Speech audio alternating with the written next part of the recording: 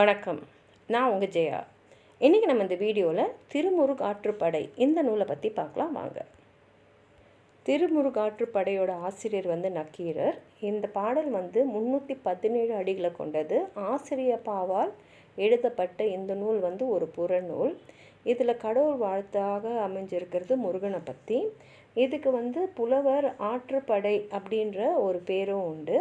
ஆற்றுப்படை நூல்கள் சாதாரண பார்க்க போனால் பரிசில் பெற செல்வோரால் பேர் பெறும். ஆனால் திருமுருகாற்றுப்படை மட்டும் பரிசில் கொடுப்பவர், அதாவது நக்கீரர் பரிசில் கொடுக்க போகிறவர், அந்த நிலைமையில் இருந்த தலைமை புலவர், அவரால் பேர் பெற்றது. இதில் முருகருடைய 6 படை வீடுகள் குறித்தும் நமக்கு செய்திகள் இருக்குது.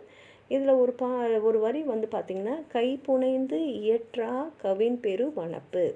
இது முருகரோட அழகை பற்றி சொல்லக்கூடிய வரிகள். அதாவது மனிதர்களால் கையால் செய்யப்பட்ட அழகு இல்லை, இது அழகு.